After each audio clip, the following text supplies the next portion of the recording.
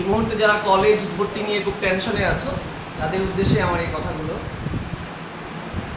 তুমি নটরডেম কলেজে চান্স পেলা, খুব ভালো কথা। ডেফিনেটলি বাংলাদেশের সেরা কলেজ নটরডেম কলেজ। মেয়েদের ক্ষেত্রে হলি ক্রস খুবই ভালো হয়, কিন্তু নটরডেম কলেজের যে সিট সংখ্যা কিংবা হলি ক্রসের যে সিট সংখ্যা তাতে কিন্তু বাংলাদেশের সব ভালো স্টুডেন্টকে ওখানে ভর্তি করা সম্ভব না, কিংবা নটরডেমের ক্ষেত্রেও সেটা সম্ভব না।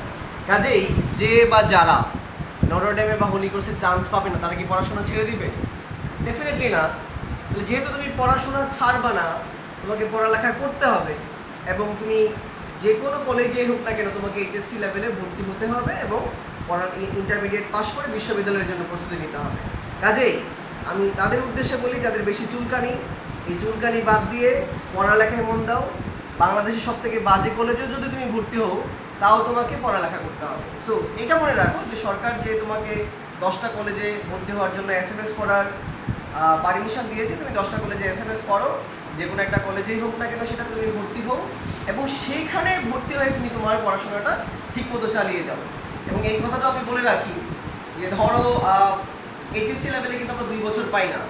তোমরা যদি এখন থেকে হিসেব করো, এটা হচ্ছে মে মাস, এই মে মাস থেকে তুমি তোমার এইচএসসি পরীক্ষা যখন দিবা সেটা কিন্তু এপ্রিল মাস হবে। তার মানে তুমি 2 বছর থেকে আসলে 2 মাস কম সময় পাচ্ছ। এই মাস থেকে শুরু করবে।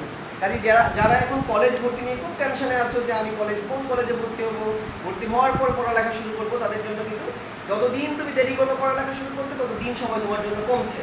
এখন তোমার ডিসিশন তুমি নাও যে তুমি কি এরকম পাগলামি করবে নাকি তোমার টাইমটাকে তুমি ইউজ করবে। সো আমি মনে করি সব ধরনের চুলকানি বাদ দিয়ে এসএমএস করতে থাকো, যে কোনো কলেজে ভর্তি হওয়ার সুযোগ পাও সেখানে ভর্তি হও, নিজের পড়াশোনাটা নিজে চালিয়ে যাও।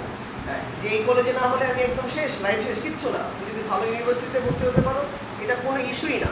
এবং এটা বাংলাদেশের জন্য এখন প্রচলিত সত্য যে অজপড়া গায়ে নামহীন মানে কোনো এক অখ্যাত কলেজ থেকে স্কুল থেকে পাশ করে এসে নটরডেমে চান্স পাবে, এট দ্য সেম টাইম কোনো অখ্যাত কলেজ থেকে পাশ করে ঢাকা ইউনিভার্সিটি কিংবা ঢাকা মেডিকেল কলেজ কিংবা বুয়েটে চান্স পাবে।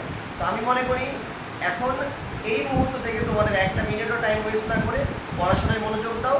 এইচএসসি লেভেলের পড়াটা অনেক জটিল এবং অনেক বেশি সময়ের দরকার, এবং খুব পরিকল্পনা মাফিক তুমি যদি পড়তে না পারো তাহলে তোমাকে বাস খেতে হবে। কাজে সহজ কথা, বাস খেতে না চাইলে চুলকানি বাদ দিয়ে পড়ালেখায় মন দাও। ধন্যবাদ।